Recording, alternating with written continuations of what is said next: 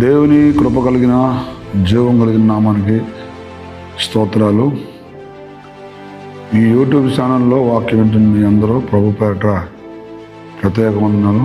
దయచేసి వాక్యాన్ని ఎవరు స్కిప్ చేయకుండా మొత్తాన్ని వింటే మీకు అద్భుతమైన ఒక ఉపశమనం, మీ భక్తిలో ఉన్న సారాంశం మీకు అర్థమైంది. అందుకని ఎవరు కూడా ఈ వాక్యాన్ని స్కిప్ చేయకుండా మొత్తం వినండి. ఎంతోసేపు సమయం ఉంది. నేరుగా వాక్యంలోకి వెళ్దాం. పరిశుద్ధులారా, ప్రభువైన యేసుక్రీస్తు పేరట మీకు అందరికీ వందనాలు. ఒక రాత్రి పగటిపేట యేసుక్రీస్తు ప్రభు వారు చేలో గోధుమలు చల్లారు. గోధుమలు చల్లి ప్రశాంతంగా ఆయన ఇంటికి వెళ్ళారు. తర్వాత శిష్యులు పంపించి, గురే పొలంలో మనం గోధుమలు చల్లాం కదా, ఎలా ఉందో సూచన మనం పంపిస్తే అక్కడ గోధుమలతో పాటు గురుగులు కూడా మొలిసి ఉన్నాయి. ఇక్కడ శిష్యులు అభ్యంతరపడి, ప్రభువా వీటిని పీకేద్దాము అంటే యేసుక్రీస్తు ప్రభువారు అంటారు, యుగ సమాప్తి వరకు వాటిని అట్లాగనే వండియండి. గోధుమలకు ఇబ్బంది కలిగిద్ది, పెళ్ళగించబడతాయి, ఇబ్బంది పడతాయి. అందుచేత వాటిని ఏమి కదలనియద్దు, రెండింటిని పెరగనివ్వండి అని చెప్పాడు సృష్టికర్త అయిన యేసుక్రీస్తు ప్రభువారు. ఇప్పుడు ఈ గోధుమతో గురుగు అంటది, ఏమే సిలువ అంటున్నావు, శ్రమలు అంటున్నావు, కష్టాలు అంటున్నావు, నిందలు అంటున్నావు, బాధలు అంటున్నావు.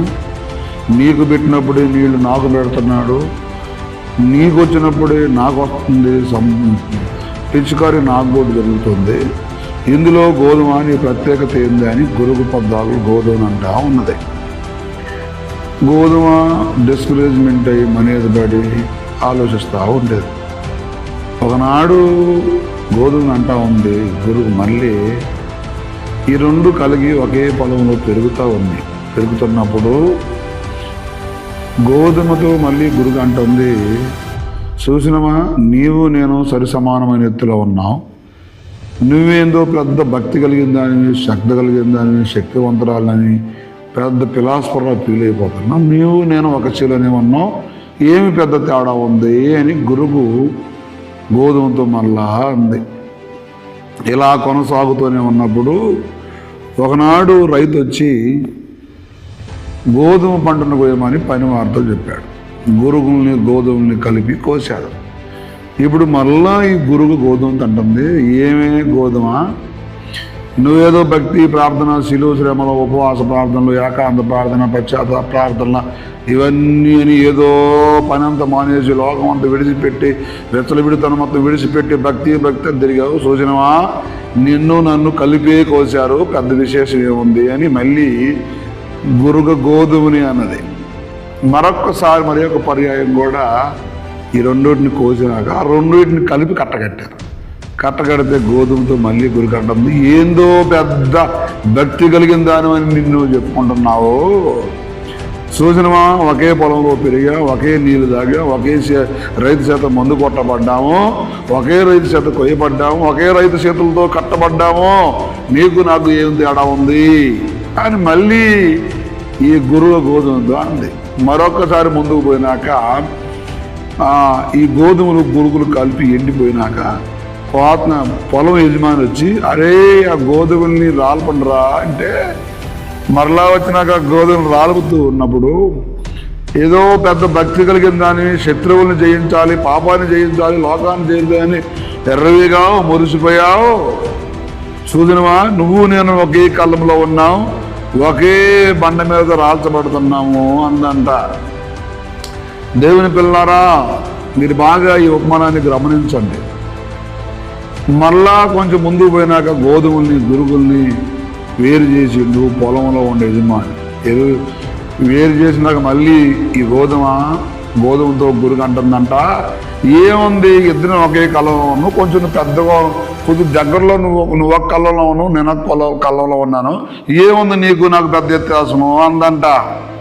అయితే ఒకనాడు కోత కోసినాక, కుప్పను నిలిపినాక, గోధుమల్ని గొరుగుల్ని వేరు చేసినాక పొలం యజమానుడు వచ్చి గోధుమల్ని కొట్టులో పోయండి, గురుగులని ఆరనగ్గిల్లో వేయండి అని కోత కోయించిన యజమాని, పొలము యజమాని, సృష్టికర్త అయిన దేవుడు ఆ పని వాళ్ళతో చెప్పినాడు, నేను అంటాను, గొల్లవాడు మేకల్ని గొర్రెల్ని వేరు చేసినట్లుగా దేవుడు ఒక దినమందు న్యాయ విమర్శలో నిలబడతాడు.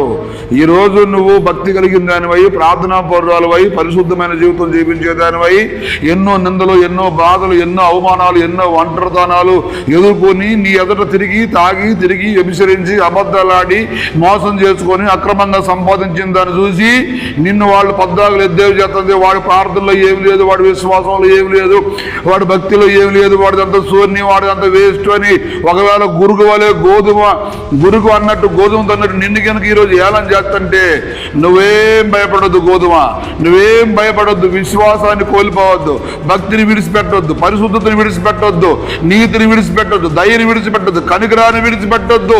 దేవుని సిలువను మోస్తూనే ఎల్లో. ఒకనాడు దేవుడు సృష్టికర్త గోధుమల్ని గురుగుల్ని ఏరు చేసి ఆరనగ్గిల్లో పోల్చాడు, గురుగుల్ని కొట్లో పోల్చాడు గోధుమని. అలాగనే ఉంటది. యేసుక్రీస్తు ప్రభువుని కూడా ఏలం చేసి ఏమన్నాడంటే, నువ్వు నిజంగా దేవుని కుమారుడు అయితే నిన్ను రక్షించుకొని నన్ను రక్షించమంటున్నారు.